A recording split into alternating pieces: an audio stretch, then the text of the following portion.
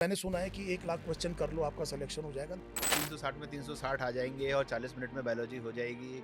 It was basically a problem on the part of the student and the coaches that were teaching them, जिन्होंने ये कहा कि बिल्कुल एक सिंपल लाइन 2024 जैसा ही पेपर आ जाएगा।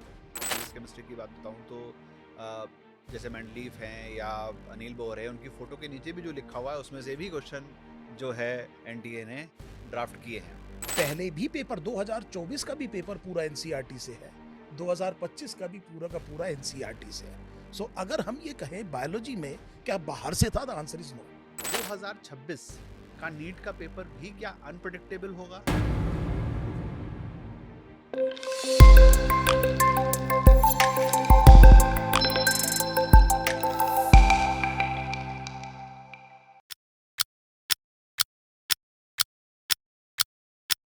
नमस्कार, हेलो, आदाब, सत श्री अकाल और बहुत बहुत स्वागत है आप सबका शिक्षा टॉक्स के इस एपिसोड में।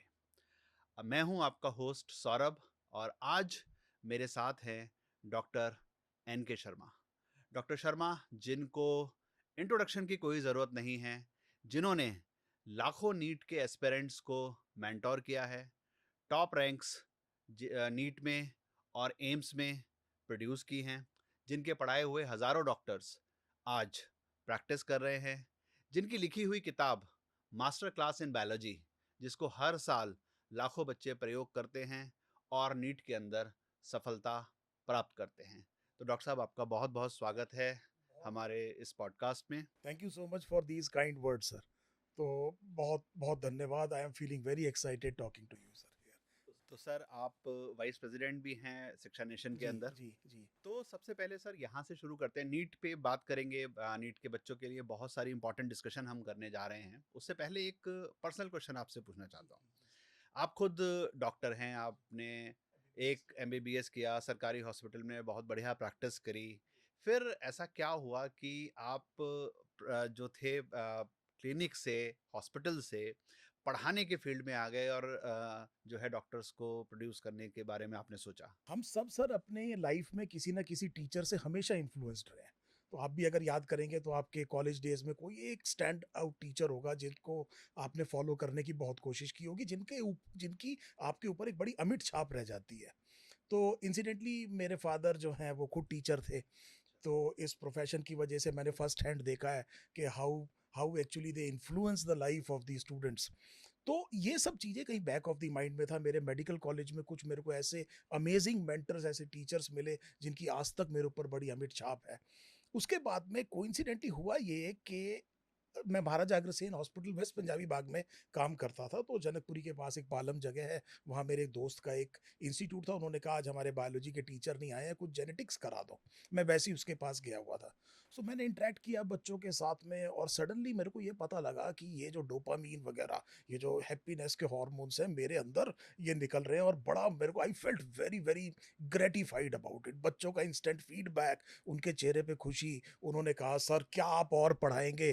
तो दैट वाज द स्पार्क जो मेरे को पता लगा कि ये वो मेरी कॉलिंग है। ये वो चीज़ है which actually I have passion about. ये वो चीज़ है जो कि मैं पसंद कर रहा हूँ। ये वो चीज़ है जो मुझे मेरी ज़िंदगी का मकसद दे रही है। इन बच्चों की जो चेहरे पर जो इंस्टेंटली वो था सर ग्रेटिफिकेशन, वो स्पार्क था जहाँ से ये बात चेंज हुआ। तो वो आपके टर्निंग पॉइंट बन गया उस टीचर का उस दिन एब्सेंट होना एब्सेंट होना। उस क्लास में, जी जिसने आपको जी बेसिकली जी। इतना बड़ा मेंटोर कहीं पे बनाया नीट होगा के सर, ये स्टूडेंट। पीछे जरूर था, मतलब सबकॉन्शियस माइंड में जरूर था। This was I was always a good orator. Class में भी मैं जैसे इस कॉलेज वगैरह में भी अच्छा ओरेटर था। कहीं पर था कि मतलब जूनियर्स के साथ भी अच्छी इंटरेक्शन होती थी। पर ये फॉर्मलाइज जो हुआ, मुझे लगा कि yes it is possible, it should be done, ये वहां से शुरू हुआ। तो सर, अब नीट पे डिस्कशन स्टार्ट करते हैं। तो सर, लास्ट के अगर हम कुछ 4-5 सालों को देखते हैं तो नीट के पेपर में एक बहुत हाई स्कोर आने लगा। 2024 का पेपर मुझे लगता है नीट के इतिहास में बड़ा डिफरेंट रहा, जिसके अंदर कंट्रोवर्सीज भी हुई, जिसके अंदर एक बहुत बड़े नंबर्स में बच्चों के 720 में 720 आए। फिर कोर्ट केस हुए, फिर रिवीजन हुआ और कुछ 32-33 लोगों के रैंक वन पहले आ गई थी, है ना? फिर काफ़ी कुछ रहा। 2025 में एकदम पलट हो गया कि पेपर जिसको कहते हैं अनप्रडिक्टेबल हो गया, या कुछ लोग कह रहे हैं कि डिफ़िकल्ट हो गया, मुझे लग रहा है कि शायद पिछले 5 साल में बहुत ईज़ी था, तो इस बार ठीक पेपर आया तो डिफ़िकल्ट हो गया। तो इस पूरे नीट की जर्नी को जो अगर हम 4-5 साल की देखते हैं, मैं अगर 2024 से पहले की भी बात करूँ तो 720 में 720 आए हैं, 615 और 715 काफ़ी बच्चों के आए हैं। तो सर आप इस जर्नी को, इस ट्रांसफ़ॉर्मेशन को कैसे देखते हैं? और दूसरा, 2026 का नीट का पेपर भी क्या अनप्रेडिक्टेबल होगा या उसी लाइन्स पर होगा जैसे नीट पहले हो रहा था? तो सर इस पूरी जर्नी में जो आप टाइमलाइन बता रहे हैं, इसमें एक बहुत इंपॉर्टेंट जो डिटर्मिनेंट है, वो कोविड-19 है। तो वंस इन अ सेंचुरी, मतलब आप ये समझिए फोर्स मैज्योर, एक्ट ऑफ गॉड हुआ और कोई भी इसके लिए तैयार नहीं था। बहुत बड़ा डिसरप्शन, लर्निंग जो आउटकम है वो आसान नहीं थे, लोगों तक पहुंच नहीं पा रहे थे, सिलेबस को राशनलाइज किया गया, ऑफलाइन से ऑनलाइन शिफ्ट हुआ। टेस्ट का मतलब ये है पहले आप प्रिपेयर करें तब टेस्ट करें, बिना प्रिपरेशन के टेस्ट का मतलब नहीं होता। जो गवर्नमेंट एजेंसीज है उनकी ये समझ में आ गया कि जो बच्चे जिस तरह से पढ़ रहे थे उतना वो टाइम नहीं दे पा रहे हैं, so that was the reason कि उसको किसी तरह से उन्होंने एक सेक्शन भी इंट्रोड्यूस किया सर। उन्होंने कहा 5 क्वेश्चन ऑप्शंस ऑप्शन आए। दे दीजिए, सो कुछ टाइम बढ़ाया। तो ये सारा काम करा ताकि बच्चों को इस टाइम पर जो उनका लर्निंग आउटकम है जिसमें डेफिशिएंसी आ रही है उसको सपोर्ट किया जा सके। लेकिन ग्रेजुअली इस पैंडेमिक पे विजय प्राप्त की गई। बड़ी जबरदस्त स्टोरी है सर, एक 12 महीने के अंदर अंदर पूरे वर्ल्ड ने मिलकर के एक वैक्सीन बनाई। Very very very very great job. और उसके बाद में सर जब ये वापस आया तो उसको राशनलाइज करने की कोशिश की गई। 2024 वाज एन एबरेंसी। और उसमें उसके बाद शायद गवर्नमेंट को ये रियलाइज हुआ या एनटीए को रियलाइज हुआ कि something needs to be done. और वो जो 2015, 16, 17 का जो पेपर होता था उस तरह का पेपर हमने 2025 में देखा। तो मैंने जब सर बायोलॉजी के पेपर में बड़े अथॉरिटी से बात कर सकता हूँ, पहले भी पेपर 2024 का भी पेपर पूरा एनसीईआरटी से है, 2025 का भी पूरा का पूरा एनसीईआरटी से है। अगर हम ये कहें बायोलॉजी में क्या बाहर से था, द आंसर इज नो। कुछ टाइप ऑफ क्वेश्चंस के लिए लोग तैयार नहीं थे, प्रिपेयर्ड नहीं थे, and it was basically a problem on the part of the student and the coaches that were teaching them, जिन्होंने ये कहा कि बिल्कुल एक सिंपल सिंपल लाइन 2024 जैसा ही पेपर आ जाएगा। और 2026 की जो आप बात पूछ रहे हैं वहीं पर मैं पहुंच रहा हूं इस बात से। You can not predict what is going to happen in 2026। Biology में मैं 100% कह सकता हूं it will be only and only NCERT, but you will see some new types of questions. You may see some bulky questions. You may see some case based studies. So वो examiner आपसे आपको differentiate करना चाह रहा है। It is an entrance examination, और इस entrance examination में the best of the best have to be selected. Sir वो कुछ तो एग्जाम मतलब it's a test of rejection. अगर आप देखिए यस कि यस 24 लाख बच्चे बैठ रहे हैं, जी 23 लाख जी बच्चे बैठ जी रहे हैं जी। और गवर्नमेंट मेडिकल सीट्स जो है वो 65,000 70,000 हैं, तो ऑब्वियसली वो तो एक एक प्रोसेस है ही। तो 2025 में जो एलिमेंट ऑफ सरप्राइज था ना सर, वहां जाके जो लोग प्रिपेयर्ड नहीं थे, जो लोग इस तरह से जिन्होंने वैरायटी ऑफ क्वेश्चंस को एक्सपोज नहीं किया था, जिन्होंने एक चीज को ये मान के चले थे, प्रेजुडिस था उनके दिमाग में कि ऐसा ही पेपर आएगा, वहां पर क्योंकि पेपर थोड़ा डिफरेंट था, वहां पर एग्जाम में उनका जो मेंटल फोर्टिट्यूड है वो उन्हें वहां पर काम नहीं रख पाया और काफी पैनिक क्रिएट हुआ। That right. Was the problem. 2026 में what can happen, one thing is for sure, in biology at least I am telling you sir, it will be from ncrt again. There will be different types of questions, certainly there will be different type of questions, और इसके लिए preparation आपका काम है। You should be prepared for any surprises in the exam. तो मैं आपकी बात से जो आपने आंसर दिया उसको मैं कंक्लूड करूं तो एक बात ये समझ में आती है, आप कह रहे हैं 2020 से 2024 में गवर्नमेंट, क्योंकि लर्निंग कर्व बच्चों का डिस्टर्ब हुआ था, तो बच्चे बेसिकली 9 से 12th में जो थे वो 4 साल जो थे वो निकल गए 20 से 24 के, और 25 में नॉर्मलाइज एक तरीके से स्टडीज़ वाले बच्चे जो आए एग्ज़ाम देने के लिए आए उनको नॉर्मल आया। दूसरी चीज़ ये हुई कि कुछ क्वेश्चन, जैसे मैं फिजिक्स का टीचर हूँ तो फिजिक्स में 2-3 क्वेश्चन जो थे वो थोड़े डिफरेंट थे, जिससे मुझे लगता है बच्चे अपना कूल खो गए और उसकी वजह से उनको पैनिक क्रिएट हो गया, और वो जो जो प्रैक्टिस उनकी लास्ट के 4 साल में या 2 साल में थी, जो बिल्कुल पढ़ते ही क्वेश्चन हो जा रहे थे, वो नहीं हुए। सोचने वाला एलिमेंट इस बार इंट्रोड्यूस वापस से हो गया, जो पहले भी एम्स के पेपर में तो मैंने बहुत-बहुत अच्छे पेपर्स देखे हैं और नीट में भी देखे तो हैं। मैं सर थोड़ी देर रोल रिवर्स कर लेता हूँ, क्योंकि 2000 इस लास्ट पेपर में जो बाहर बच्चों से जो मुझे सुनने को मिला वो फिजिक्स प्राइमरी चीज थी। जो डिफिकल्टी है ये कह रहे थे कि फिजिक्स का पेपर बहुत डिफिकल्ट था। तो अभी आपने जैसे कहा कि इसमें बच्चे शायद प्रिपेयर्ड नहीं थे उस तरह के क्वेश्चन के, वही बात आप भी कह रहे हैं सर। आपका एनालिसिस क्या है सर फिजिक्स का जो अचानक पैटर्न चेंज किया? सर देखिए, पैटर्न तो फिजिक्स में भी चेंज नहीं हुआ। नहीं हुआ। ठीक है, पैटर्न तो वही है, सिलेबस वही है, क्वेश्चन उसी के अंदर से ही पूछे गए। सिर्फ आप एक या दो क्वेश्चंस, तीन क्वेश्चंस मैक्सिमम कह सकते हैं जो थोड़े से ज़्यादा कैलकुलेटिव थे, और बच्चे क्योंकि बायोलॉजी बैकग्राउंड से आते हैं तो उतनी मैथ्स के लिए शायद वो तैयार नहीं थे। ठीक है, तो वो जिस लोगों ने पहले वो तीन क्वेश्चन कर लिए, वो शायद उसमें थोड़ा घबरा गए होंगे और आगे को नहीं कर पा रहे हैं। दूसरी बात ये है कि फिजिक्स एज ए सब्जेक्ट जो है वो एप्लीकेशन का सब्जेक्ट है ना।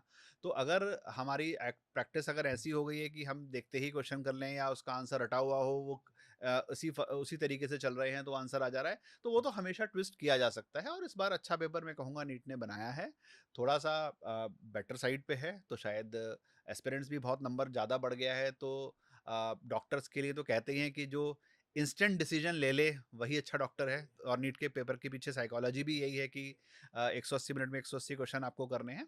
तो नई तरीके से सोचने के लिए मुझे लगता है एजेंसी ने बच्चों को मोल्ड किया है। सर अगले क्वेश्चन की बात करते हैं।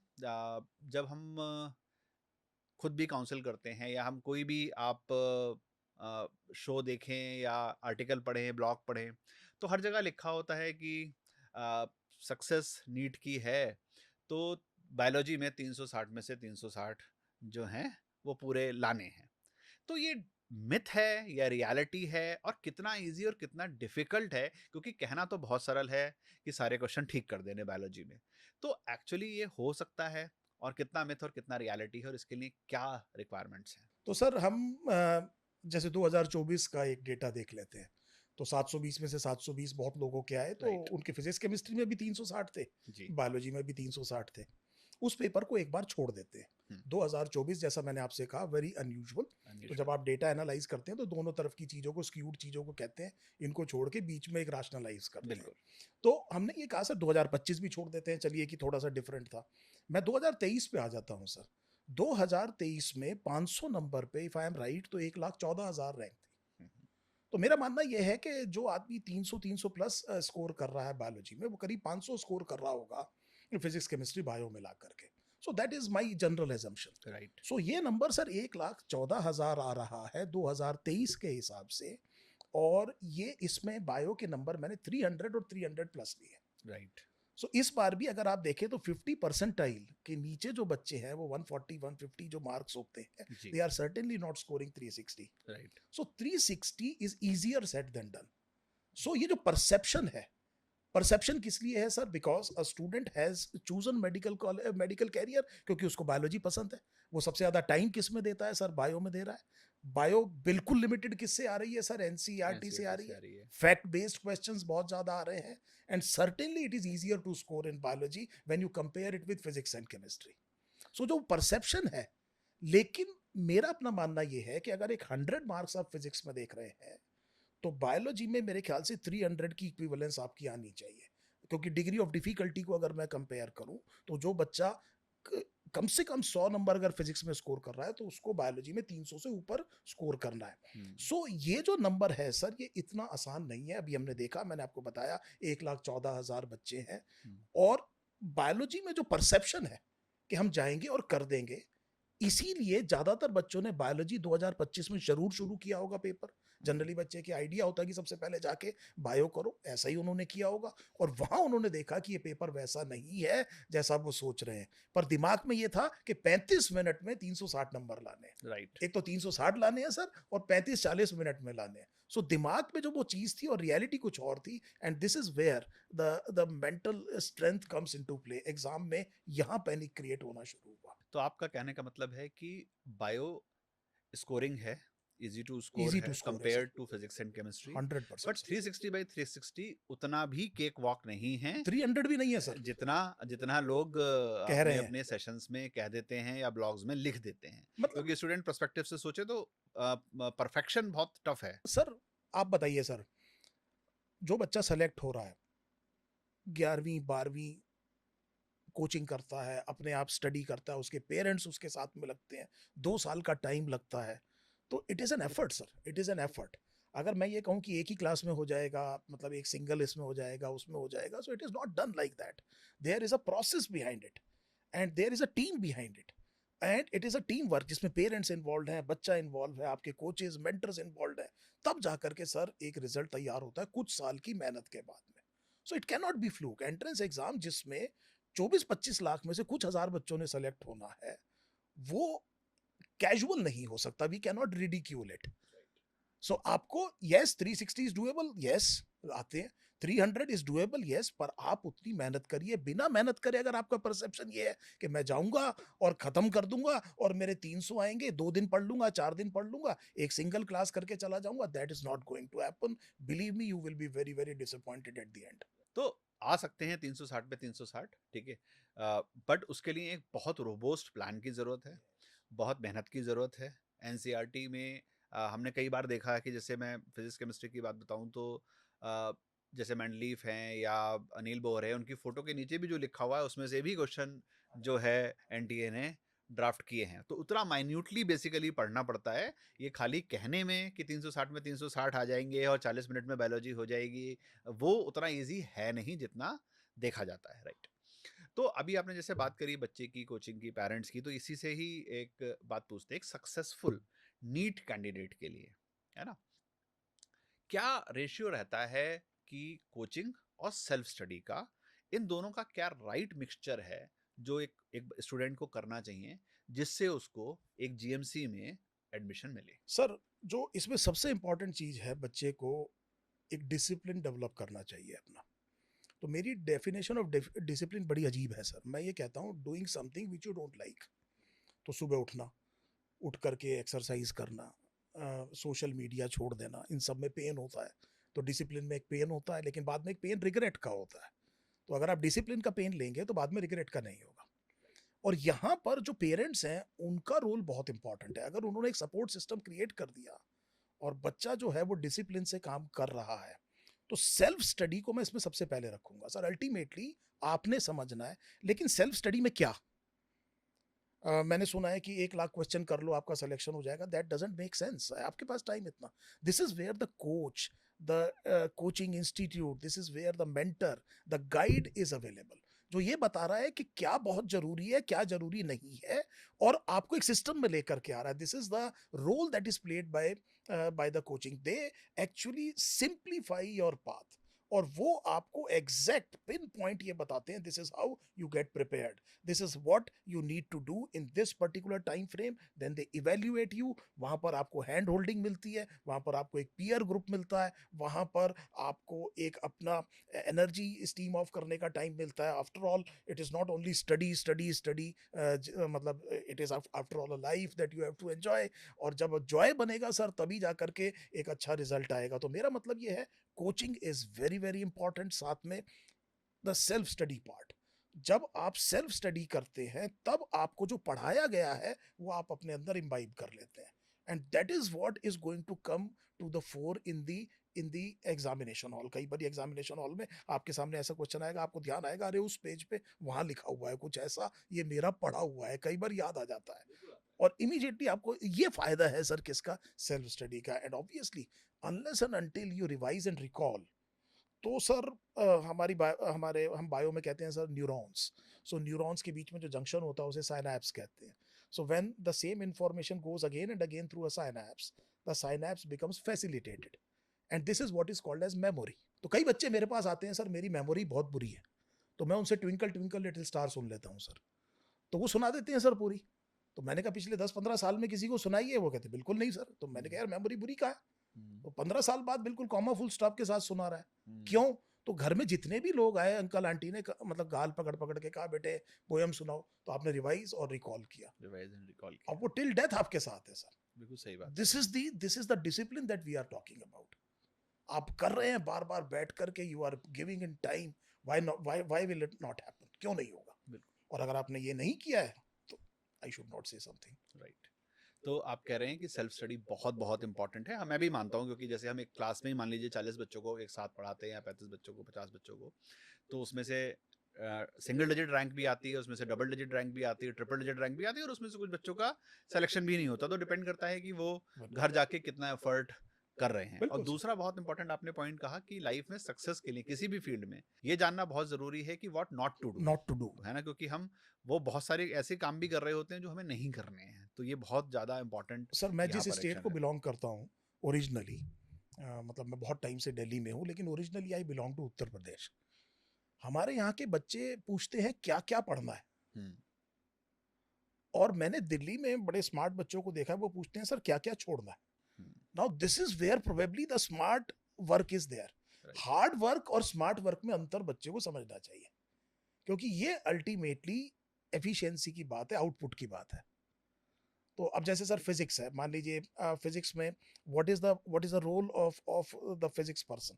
मैंने कुछ बच्चों को देखा है सर, वो क्वेश्चन सॉल्व करते हैं और फिर सर के पास जाते हैं कि सर मैंने ये 4 स्टेप किए, इसके आगे नहीं हो रहा, जरा बताना इसमें क्या गलती है? इसमें क्या गलती है। कुछ बच्चों को मैंने ये भी देखा है, अगर जब टीचर पूछते हैं कि जी बेटे बताओ क्या डाउट है, तो वो कहते हैं सर इलेक्ट्रिसिटी एंड मैग्नेटिज्म। तो जस्ट इमेजिन करिए सर कि ये बच्चा घर क्या कर रहा है, जो वो कह रहा है कि राइट। मेरा इलेक्ट्रिसिटी एंड मैग्नेटिज्म डाउट है, और एक कह रहा है सर इस क्वेश्चन में देखना मैंने फोर्स उल्टा तो नहीं लगा दिया, वो लगाते हैं ना सर थंब रूल वगैरह बिल्कुल, कुछ। बिल्कुल। ठीक है, तो वो ये प्रिसाइज पूछ रहा है।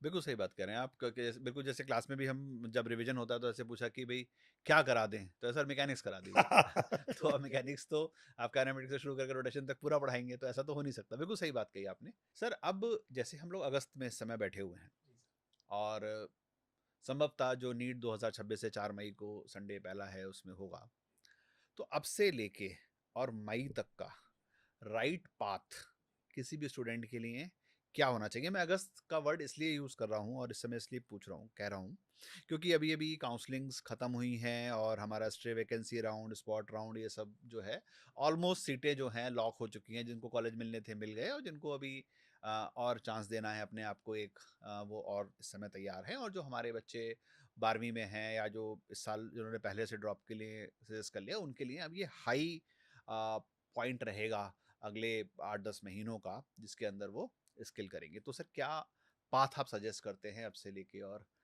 30 अप्रैल 2026 तक का? तो पहले तो मैं आप ही के पॉइंट से शुरू करता हूँ सर। आपने कहा कि अब तक ये डिसाइड हो गया होगा कि क्या करना है, और डिसाइड का मतलब है decide, now it is action.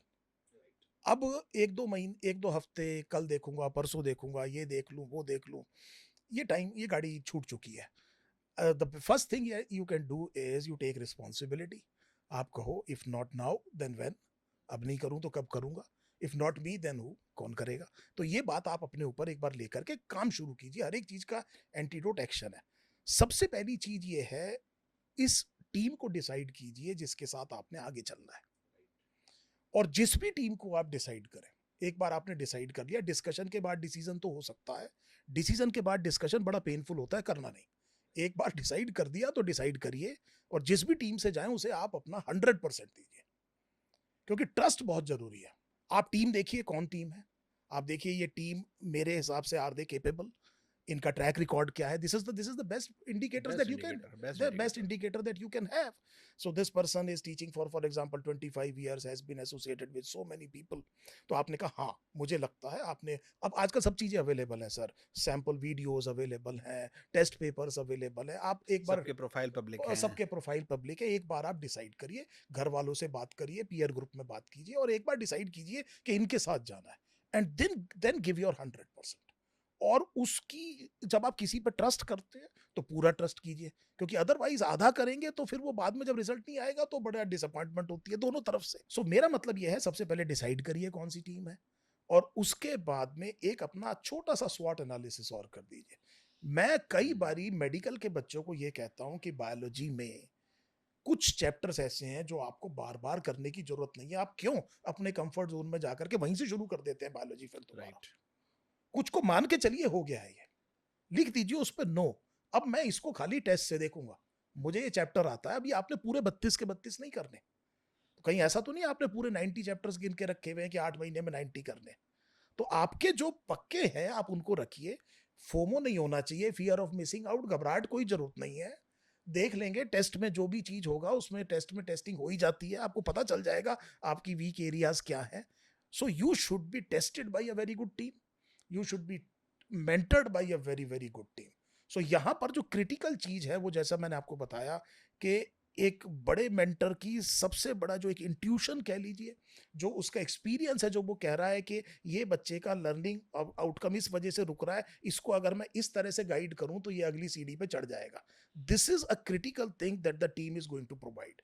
So success के पीछे एक टीम, जिस टीम में एक कंपोनेंट आपकी कोचिंग टीम है, एक कंपोनेंट आपके घर पे है। तो बहुत अच्छी बात आपने कही सर, क्योंकि डेटा का ज़माना है, आर्टिफिशियल इंटेलिजेंस की हमेशा बात होती है, तो डेटा पे काम करती है। तो नीट का डेटा या जेई का डेटा भी सेम तरीके से पढ़ा जा सकता है कि लास्ट के 10 सालों में कौन से वो 60% चैप्टर्स हैं जो आपके 80% पेपर को या 90% पेपर को कवर कर सकते हैं। उस पे फोकस सबसे पहले और सबसे ज़्यादा इम्पॉर्टेंट है। बाकी जो आपने कहा जैसा कि जो आता है उसको एक बार रिवाइज करने से भी काम चलेगा, टेस्ट पेपर में देखने से भी काम चलेगा, और जो नहीं आता, जिसमें आपने कहा कि सबसे पहले वो करें जो नहीं करना चाहते हैं। तो मान लीजिए जैसे नॉर्मली फिजिक्स में मैं देखता हूँ कि बच्चे कहते हैं यार रोटेशन में मज़ा नहीं आता या कंजर्वेशन ऑफ मोमेंटम में मज़ा नहीं आता। तो मज़ा तो नहीं आएगा, बट क्वेश्चन उससे आएगा। तो जिस चीज़ से क्वेश्चन आना है उस चीज़ पे सबसे ज़्यादा मेहनत करनी पड़ेगी। और नॉर्मली यही होता है कि जो चीज़ हमारी वीक होती है हम उससे और दूर भागते हैं और वो और वीक होती चली जाती है, और जो चीज़ हमारी स्ट्रांग होती है उसको हम और करते हैं, वो और स्ट्रांग होती चली जाती है। तो इवेंचुअली नंबर तो सारे टॉपिक्स के स्प्रेड से आने हैं, किसी एक या दो टॉपिक से नहीं आने हैं। तो ये इसमें मैं काफ़ी। एक चीज और हाँ जोड़ूंगा जी सर। सर। तो जैसे फॉर एग्जांपल एक क्वेश्चन है जो बहुत आसान है, जो जैसे फिजिक्स में मान लीजिए लेट अस से यूनिट डायमेंशन का ले यूनिट लें। डायमेंशन का एक क्वेश्चन हो गया, बच्चे ने कर दिया। राइट। तो मेरा क्वेश्चन बच्चे से ये होता है कि यार 24 लाख बच्चे पेपर दे रहे हैं, ऐसा तो नहीं कि 12 लाख ने ठीक किया होगा, ऐसा तो नहीं आप इस तरह के क्वेश्चन में सोच रहे हो कि आपका पेपर बहुत बढ़िया हो रहा है। वो वाला क्वेश्चन कहाँ है जो केवल 4-5 हजार ने ठीक किया होगा? वो डिसाइड कर रहा है आपकी रैंक क्या आ रही है। आपकी रैंक क्या आ रही है? रोटेशन, अगर आप रोटेशन का क्वेश्चन करते हो तो वो क्वेश्चन खाली 5,000 बच्चे ठीक कर रहे हैं 24 लाख में से। Just see the immense value that actually you can add. मैं सही कह रहा हूँ सर? बिल्कुल सही, जी बिल्कुल सर। सही कह रहे हैं। जी और अगर हम देखते हैं तो मतलब काफ़ी सारे हमें ऐसे टॉपिक्स दिख रहे हैं। जी अगर हम लास्ट 10 साल के एनालिसिस देखें, इसमें 2025 का पेपर भी इन्वॉल्व है, वो भी एनालिसिस से दूर नहीं है, वो भी सेम ही ट्रेंड पर ही पेपर बना हुआ है। जी। तो काफ़ी चैप्टर्स ऐसे हैं जिससे खूब अच्छे अमाउंट के क्वेश्चंस आते हैं, और उस पर अगर बच्चे अच्छे से प्रैक्टिस करें तो वो स्कोर को अपने अपलिफ्ट कर सकते हैं जितनी उनकी कैपेबिलिटी है। मतलब अभी तक जो जितनी कैपेबिलिटी उन्होंने बिल्ड की है अभी तक, अगले 6 महीने में उस कैपेबिलिटी को डबल कर सकते हैं अगर वो डेटा बैक सिस्टम के हिसाब से चले। ठीक है, तो सर अब इसको कंक्लूड करते हैं।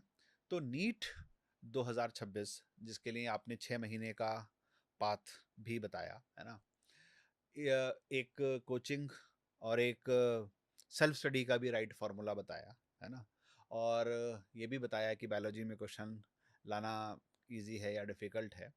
अ, जब बच्चे मॉक टेस्ट दे रहे हैं, अभी देंगे या देना शुरू करेंगे, और अगले महीने से अक्टूबर से नॉर्मली नवंबर से बच्चे देना ज़्यादा शुरू करते हैं, तो 3 घंटे के पेपर में सब्जेक्ट का टाइम डिस्ट्रीब्यूशन कैसे बनाएं फिजिक्स केमिस्ट्री और बायोलॉजी में, कि 60-60 मिनट तीन है, तो इसको कैसे वो डिस्ट्रीब्यूट करें 180 मिनट को, जिससे कि वो बेस्ट आउटपुट उसमें से निकाल सके। तो ट्रेडिशनल जो मेथड है सर, मैं भी उससे एग्री करता हूँ। स्ट्रेंथ से शुरू करिए। तो मान लीजिए मेरी स्ट्रेंथ बायोलॉजी है, so I should start with biology. Paper कैसा भी आए, 60 मिनट में 65 मिनट में बायोलॉजी हो जाएगी। 30 मिनट में करने की कोशिश मत करिए। विराट कोहली भी जब खेलने जाते हैं तो कई बार पिच पे पता लगता है कि ये पिच 300 रन की नहीं है, तो वो टारगेट रिवाइज करके कहते हैं कि शायद इसमें 200 रन भी काफी हैं। पहले तो आपके अंदर ये नैक है कि नहीं है।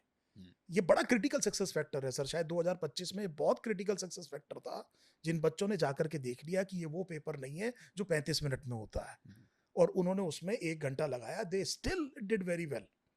जिन्होंने वहां पैनिक क्रिएट किया वो बाहर हो गए सर। ये प्रॉब्लम हुई है। तो सबसे पहली चीज तो ये है सर कि बायोलॉजी से शुरू करिए। बायोलॉजी कम टाइम लेगी, जो आपका टाइम लग रहा है दीजिए उसको आराम से। 1 घंटा लग रहा है, कोई बात नहीं, बिल्कुल पैनिक करने की जरूरत नहीं है, क्योंकि इस 1 घंटे के बाद में 300 प्लस नंबर आपकी जेब में है। ये तय है। अगर आपने बड़े ढंग से किया है तो बायोलॉजी का दूसरा एडवांटेज ये है कि a job well begun is half done. So आप ये कॉन्फिडेंस लेकर के फिजिक्स में जाएंगे।